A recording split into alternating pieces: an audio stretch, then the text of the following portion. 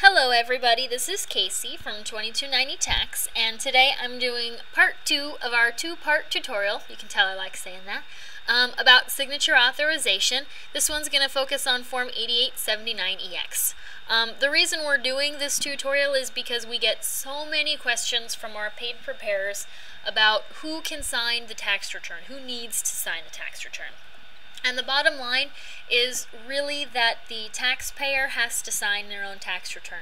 There's only 3 conditions in which the IRS allows someone else to sign on the taxpayer's behalf, and they're pretty dire. One is disease or injury.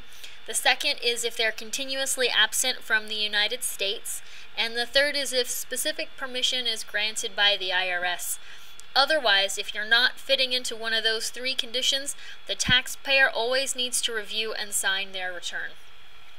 So this video is going to focus on Form 8879. It's going to sound really similar to Part 1, which was 8453. So we'll just jump right into 8879. You use this form when you're a paid preparer with a PTIN, which is the Preparer Tax Identification Number, and an EFIN, which is the Electronic Filer's Identification Number.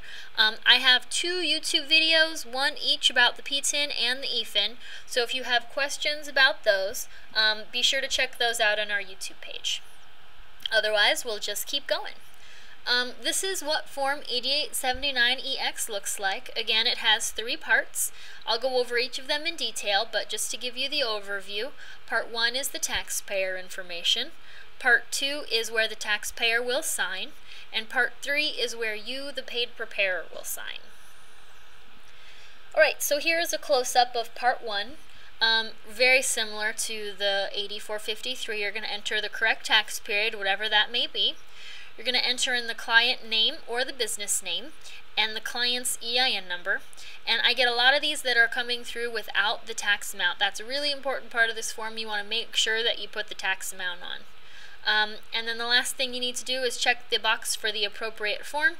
For us, most times it's for 2290 because that's what we're here to do, is 2290. But you want to make sure you get the right one. Okay, Part 2. This part is different. What we do, and just a reminder, this is the taxpayer declaration. It's the taxpayer that's stating under penalty of perjury that they've examined their return and that to the best of their knowledge and belief it's true and correct and accurate. So that's on them. That's why they need to sign it. And what we have our taxpayers do is check this box and they fill in the business name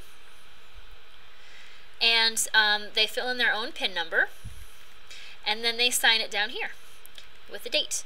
And this allows us to e-file for them, and I want to stress that it's a fax copy or any kind of copy is a perfectly acceptable way to get client signature. I know these guys are on the road, I know they just want you to handle it, I know that it's bother, I know that it's not a fun way to do it, but it is the IRS rule that you have client signature, and it's great in this case that they'll take a fax copy, because so much of the time they won't. Okay, so this is Part 3. In Part 3, you, the paid preparer, will enter your EFIN and your 5-digit PIN. You'll enter that right here, and then you sign it here, and you date. And that's the end of the form. Just to give you a quick look at Parts 2 and 3, the taxpayer signs here after they fill out this section, and don't forget the date, and you, the paid preparer, sign here after you fill out this section. And you want to make sure that you keep this in your file for the entire 4-year audit period. You don't submit this one electronically to the IRS, but if you are ever audited and the IRS does audit paid preparers, then they're going to want to see this, and the penalties can be pretty hefty if you don't have what they want. So that's the end of our 2-part tutorial. If you have any more questions, again, my name is Casey, and you can call me at 909-596-0050. I'm here from about 9 to 5 Pacific time.